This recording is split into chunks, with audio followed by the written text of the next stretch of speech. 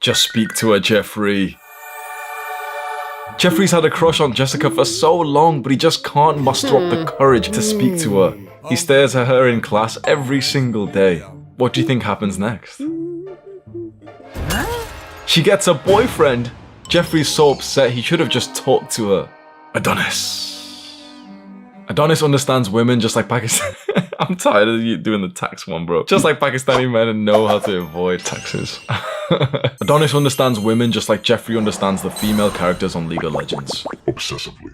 His conversations with women are full of sexual tension, excitement, and interest. I was in army cadets when I was a teenager, and inside, you know, you'd go for like training to be in the army when you're like 14 years old. You'd go and like learn how to like do knots and ties and stuff. There was a particular part where we'd be sat almost like a classroom, and the instructor in front of us would be teaching us like the phonetic alphabet. A for alpha, B for beta. I couldn't even focus on what he was saying because my eyes were just glued onto the girl that I had a crush on. Bro, she was so fucking cute, bro. I had such a big crush on this girl who was in army cadets with me. And I said nothing to her. Day in and day out, every time like it was time to go to cadets, maybe 2-3 times a week, I would literally just kind of like stare at her, and I would do this, which makes me so fucking cringe now. Instead of saying anything, I would literally be sat there in the classroom, tilting back on my chair and biting my pen lid. I'd be doing this whilst looking at her.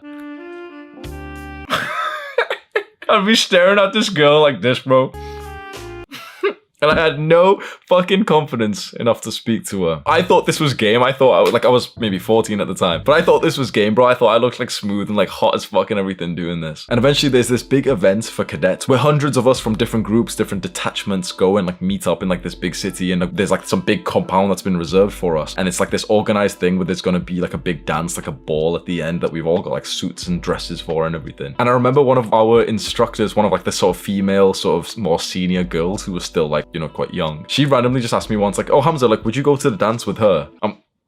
Well, yeah, of course I would, yeah. What happened was that she had the other girl that I like, she had like no one else to go with, and you know, I'm last place, but yeah, it's fine, bro. Like, if she's stuck with me, it's fine. A day into this sort of big event, she just kind of like in front of everyone kind of says that she has a crush on someone else and that she wants to go out with him. And even one of like my friends there as well said, oh, but what about Hamza? Like, you said, you know, you should go with Hamza. And she was like, yeah. And I was like, oh no, don't worry about me. Like, you should go with that guy.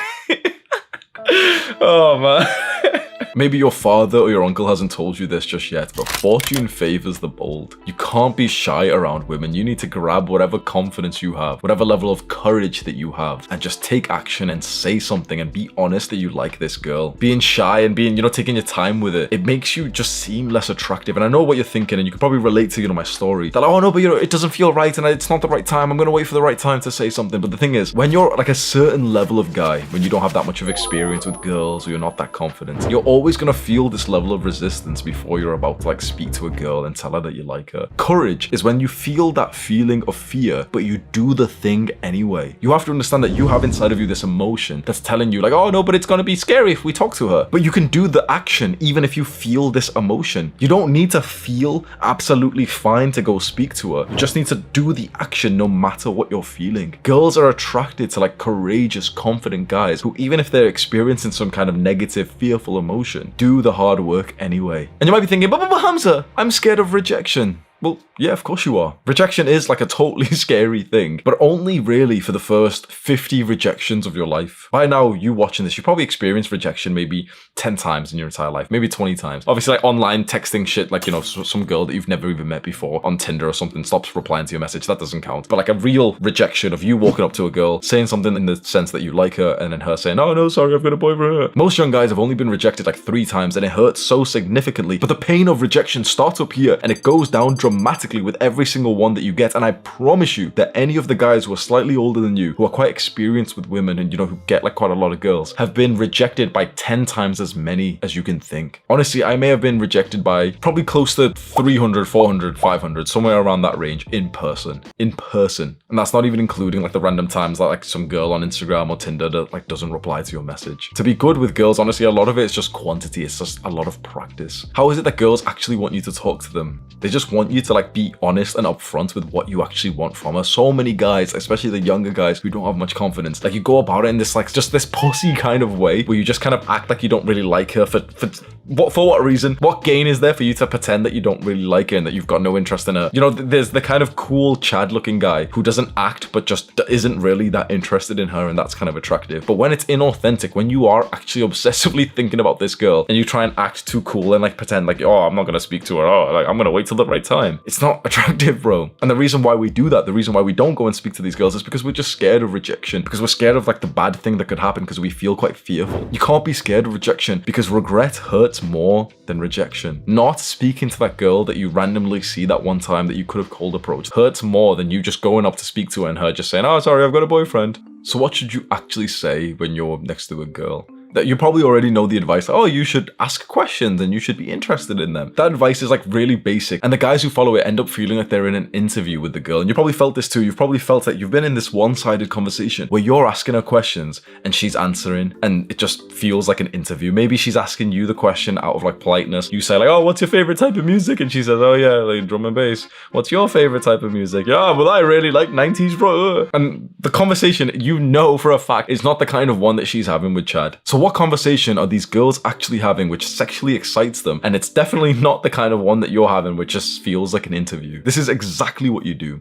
Instead of asking questions and making your conversation with her kind of like an interview, you instead tease her. Teasing a girl is far more enjoyable than going through like this dry, boring ass interview questions of like, what kind of music do you like? You tease her in almost like a slightly mocking tone with like a slight insult. You don't want to just tease her by saying, oh yeah, you're a fat bitch or some shit. But you want to tease her in a way that's quite clearly like not true, so it's not going to hurt her feelings. For example, with my girl now that I'm dating, for our first date, we sat in a cafe together and we both had like a hot drink, and we were in Thailand, right? So we met in Thailand. She's wearing like this beautiful black dress, and this one cafe was pretty warm, so she started to sweat, as you know, it's normal to do in Thailand. And I just started making fun of her for sweating. I was, oh, you did squats in the bathroom, like to warm up before you come speaking to me and stuff. And you know, she had like a bit of sweat. I'm wiping it off her and saying, oh, you're so sweaty, you know, just teasing around with that. That made our conversation flow so well, to the point that I was leaving Thailand that same day, by the way. That was my last day on Thailand. I literally just had like a last minute date with this girl. It was so good. She was meant to stay in Thailand with her brother for like months in the future. We had such a good time together on that date that she literally left her travels early, came back to the UK to be with me. So I made such a great impression on that first date because I focused entirely on this kind of teasing, light-hearted vibe, this sexual energy, before getting into the more sort of serious conversation. Oh, fuck me. Holy shit, bro. When I was in university, I was a fuckboy, right? I was good at sleeping with girls from like Tinder and clubs and everything. And me and my one friend, Levi, we went out onto this club night. Inside the club, you know, we kissed girls and stuff, but none of the girls like were coming out with us. But we leave the club, we're about to go home, we've gotten an Uber, and we see these two like cute looking, like bro, sexy looking girls, like hot looking girls. It was very interesting because the two girls we saw were like exactly our type. So we go up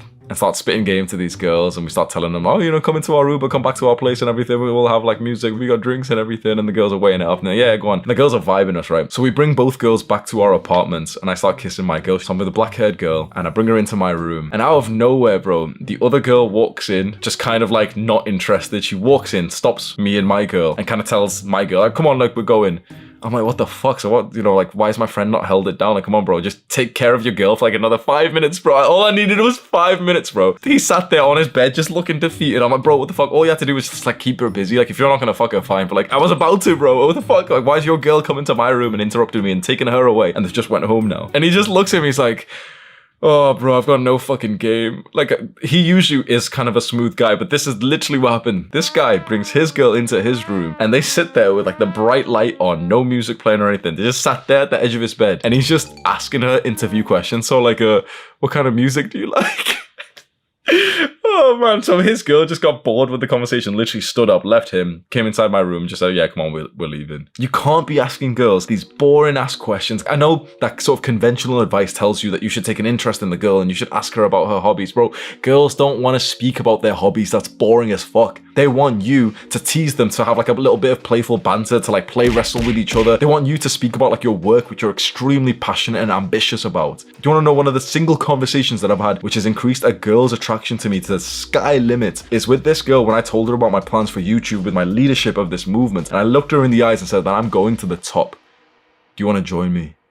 Imagine how fucking interesting, how emotional that makes a woman feel when you speak to her in this certain way. Where you don't just ask these little, like, you know, silly questions like, oh, did you do the homework today? What's your music type? Oh, like, just this like little weak ass beta male soy boy kind of like conversations. And instead you speak to her like a man. And a man either speaks to a woman with like so much ambition and tells her, yes, like, I'm gonna make it, I'm gonna be so successful. Or he speaks to her like he's almost like playing around with her and he's just kind of like laughing around with her, he's teasing her and stuff. He doesn't take her too seriously. Honestly, most of the conversations that I have with my girl, it's just me just teasing her. And that, like, I see her so bubbly, so like goofy, so like laughing with me. I'm like pushing her onto the bed and everything. And they like that stuff. They don't want to be bored, sat down next to a guy who's saying, oh, what kind of music do you like? Scroll down right now and click on the subscribe button and you'll see more videos like this. Also, click and watch this video right now. Do the hard work, especially when you don't feel like it. Mwah!